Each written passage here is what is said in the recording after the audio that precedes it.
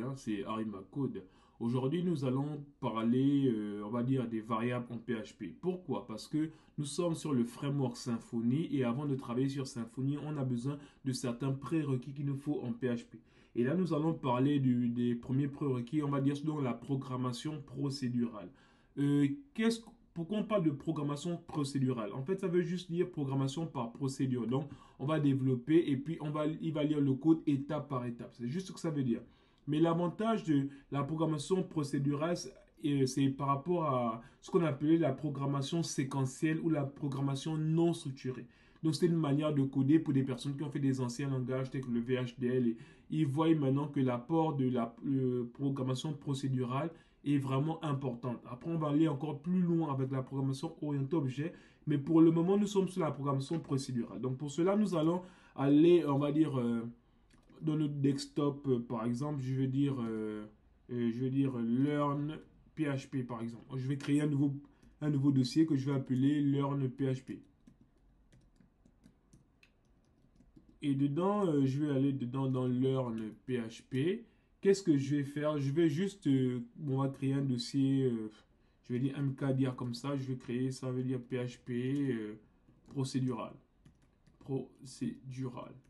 Ok, et donc là, on va créer un dossier qu'on appelle le PHP procédural où on va pouvoir faire quelques manipulations. Donc pour cela, qu'est-ce qu'on va faire? On va commencer à créer, on va dire, une page simple que je vais appeler index. Donc je l'appelle touch comme ça, index.php.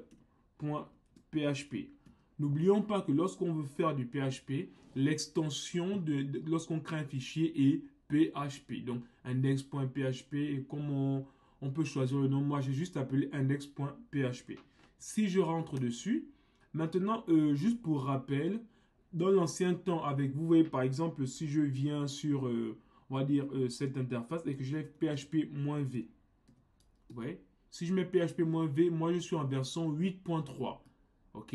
Et donc pour la version 8.3, parce qu'on va faire du Symfony 6, peut-être 7 aussi, mais pour la version 8.3, ce qu'on a comme avantage, c'est qu'il y il y a un serveur PHP en interne. C'est pas comme les versions 5.6, mais à partir de la version 7, il y a un PHP, il y a, on va dire, un serveur en interne.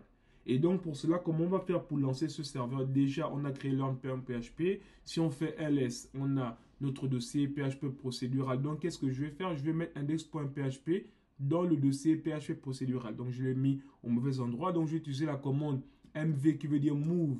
Je move le index.php vers quoi? Vers le PHP procédural. Donc, maintenant, si je fais ça et que je refais ls, qui est une commande qui permet de lister le contenu d'un dossier qui est le dossier learn.php, si on fait ls, on n'a plus que PHP procédural. Bah, où est passé le index.php? Bon, on l'a déplacé dans le dossier PHP procédural. Regardez si je fais un ls de PHP procédural, qu'est-ce qu'il a? Il a bien le index.php. Donc, on peut aller dans notre PHP procédural et ensuite, maintenant, on va avoir on a bien index.php. Il suffit que je fasse un code point pour ouvrir notre dossier dans VS Code. Donc, j'exécute le code point et là, je vais ouvrir maintenant notre dossier sur VS Code. OK. Très bien. Donc, ce qu'on va faire, c'est que on va déjà chercher à agrandir tout ça. Peut-être c'est trop petit pour vous, donc je vais essayer de l'agrandir un peu plus ici. OK. Et donc là, maintenant, quand on est sur notre page, qu'est-ce qu'on va voir? On va voir ce qu'on appelle les variables. Donc, pour les variables, qu'est-ce que c'est? De façon simple, une variable, c'est juste, on va dire, une variable va juste nous permet de pouvoir stocker une information qu'on peut utiliser autant de fois qu'on le voudra. Donc, de façon simple, je décris comme ça une variable, comme une case mémoire dans laquelle on pourra stocker une information qu'on pourra utiliser autant de fois qu'on le voudra. Et donc, ici, ce qui se passe pour les variables, on va créer d'abord, premièrement, avant de commencer à faire du PHP, il faut d'abord ouvrir des balises PHP. Qu'est-ce que je veux dire balises PHP? Il faut d'abord avoir on va dire ça en mettant on va dire un chevron, un point d'interrogation PHP. Et ensuite, maintenant, on peut faire la même chose ici pour fermer. Donc, voilà comment on peut faire, on peut préciser qu'on va faire du PHP. Pourquoi on fait ça?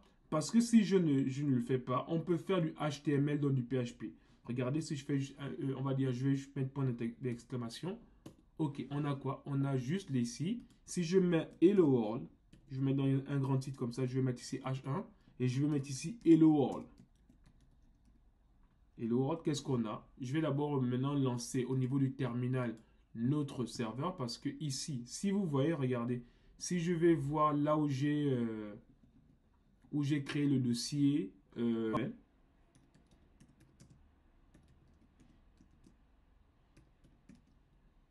index.html. Et donc ici, en faisant index.html, vous voyez, il y a bien ce fichier-là. Et donc là, si je vais dessus, je vais l'ouvrir, je vais faire la même chose. Je vais faire ici un point d'exclamation, je vais l'ouvrir et là, je vais mettre aussi un H1 qui va me dire juste Hello World. OK? Et donc là, quand on va venir maintenant sur notre dossier, on va chercher, on a créé ce qu'on appelle les learn.php au niveau de notre bureau. Donc c'est avec L, learn.php, c'est là, PHP procédural. Vous voyez, regardez ici, il y a un logo ici, et là, il n'y en a pas. C'est bizarre. Si je double-clique ici, qu'est-ce qu'on a? Vous voyez ici, si je double-clique, on a bien notre Hello World. OK? Et maintenant, si je viens faire la même chose avec le PHP, qu'est-ce qu'on obtient? Vous voyez, il va lancer autre chose et il ne reconnaît pas. Vous voyez, il va ouvrir Sublime Text. Autre chose, si je veux juste faire, on va dire, quelque chose de simple, il est en train d'ouvrir Sublime Text pour dire que lorsque je vais cliquer dessus, bah, il ne va pas ouvrir comme c'était le HTML. Vous voyez, il ne va pas ouvrir comme si c'était du HTML. Il va juste pouvoir afficher le contenu de notre page. Et donc ici, ce qu'on va faire, c'est qu'on va essayer de forcer parce qu'on a index.html, mais on a aussi index.php dans le même dossier. Si vous vous rappelez ici, on a index.html et index.php. Et donc, si je vais cliquer juste sur index.php, qu'est-ce qu'on a?